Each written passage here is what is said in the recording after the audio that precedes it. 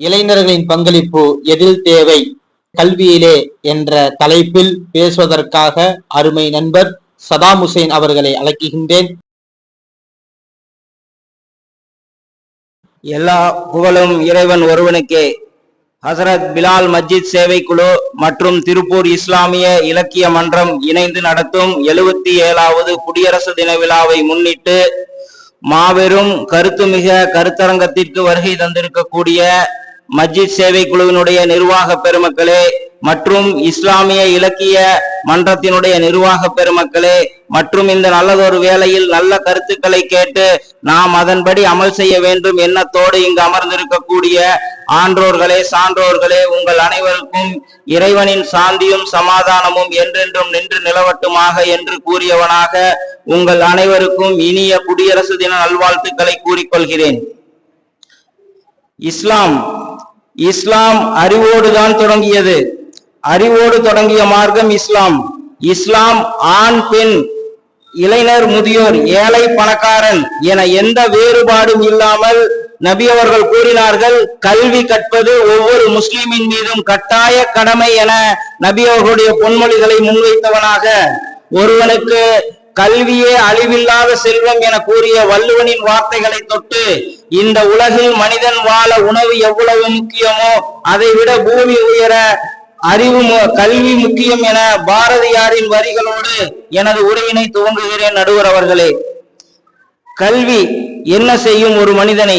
கல்வியுடைய உண்மையான நோக்கம் என்னவென்று சொன்னால், கல்வி என்பது பள்ளிக்கூடங்களில் கல்லூரிகளில் படிக்கும் கல்வி அல்ல.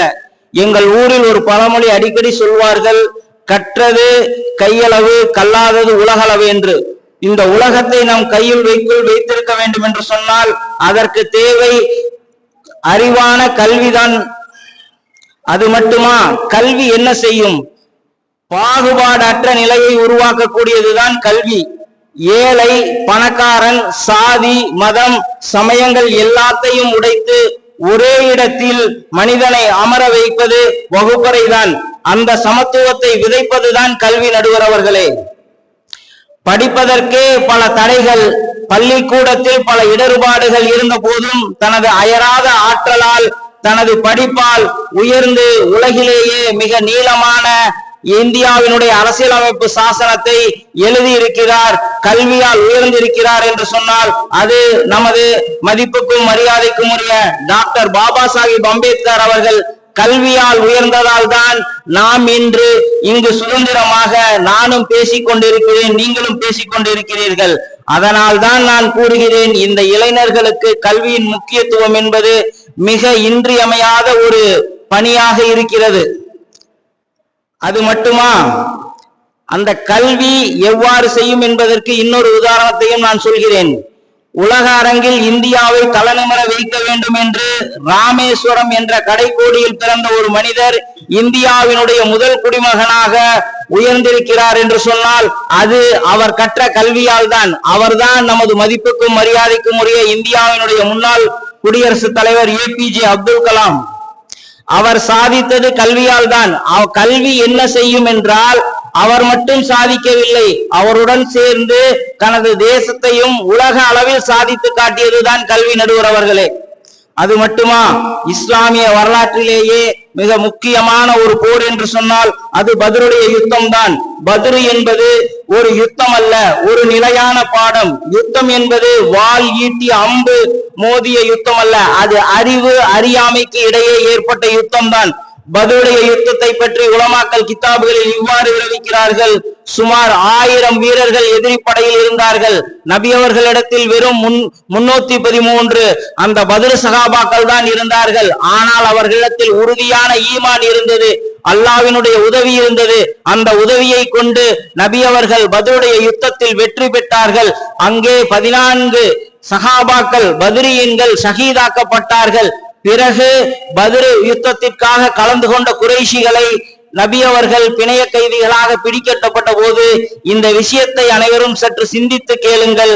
அந்த இடத்தில் நபி அவர்கள் அந்த பிணைய கைதிகளாக இருந்தவர்களிடம் கூறினார்கள், இதில் யாருக்கு எழுத படிக்க தெரிகிறதோ அவர்கள் மதீனாவில் இருக்கக்கூடிய 10 நபர்களுக்கு நீங்கள் கல்வியை கற்றுக் கொடுத்தால் நீங்கள் விடுதலை அடையலாம் என்று நபி அவர்கள் அந்த இடத்தில் கூறினார்கள் என்று சொன்னால், இந்த கல்வியினுடைய மகத்துவத்தை வேறு யாராலும் இதைவிட ஆழமாகவும் அழுத்தமாகவும் சொல்ல முடியாது. நடுவர் அவர்களே, ஒருவரின் விடுதலை கல்வியில் இருக்கிறது என்று சொன்னால் அந்த கல்வியை நாம் கற்பதற்கு எவ்வளவு தூரம், எவ்வளவு நாட்கள், அதற்காக நம்முடைய நேரம் காலத்தை செலவு செய்தாலும் ஈடாக முடியாது. நடுவர் அவர்களே,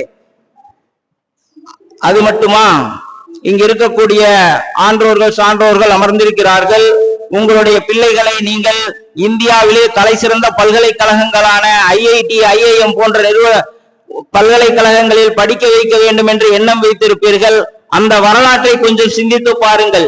இந்தியா சுதந்திரம் அடைந்தது. இந்தியாவினுடைய முதல் பிரதமராக பண்டிட் ஜவஹர்லால் நேரு அவர்கள் அந்த பொறுப்பை ஏற்கிறார். அப்போது இந்தியா தலை சிறந்து விளங்க வேண்டும், இந்தியாவினுடைய மக்களுக்கு நல்லது செய்ய வேண்டும் என்ற நோக்கோடு ஒவ்வொரு துறைகளுக்கும் ஒரு முக்கியமான நபர்களை பணியமர்த்துகிறார். அப்போது கல்வித்துறைக்கு யாரை பணியமர்த்த வேண்டும் என்று ஆலோசனை செய்யப்பட்ட போது மாமனிதர் நேரு அவர்கள் சற்றும் யோசிக்காமல் மௌலானா அபுல் கலாம் ஆசாத் அவர்களை இந்த இந்தியாவினுடைய முதல் கல்வி அமைச்சராக பணியில் அமர்த்துகிறார். அப்போது அவருடைய சகாக்கள் கேட்டார்கள், மற்ற நபர்கள் யாரும் இல்லையா, ஏன் மௌலானா அவர்களை நீங்கள் இந்தியாவினுடைய முதல் கல்வி அமைச்சராக பணியமர்த்துகிறீர்கள் என்று கேட்டதற்கு அந்த மாமனிதர் நேரு அவர்கள் சொன்னிய வார்த்தை பொன்னெழுத்துக்களால் பொறிக்கப்படக்கூடிய வார்த்தை, கல்வி கட்டாயமாக்கப்பட்ட மார்க்கத்தில் இருந்து வந்த ஒருவரை இந்த பொறுப்புக்கு நான் அமைப்பாமல் வேறு யாரை நான் இந்த பொறுப்புக்கு அமர்த்த முடியும் என்று சொன்னார்கள்.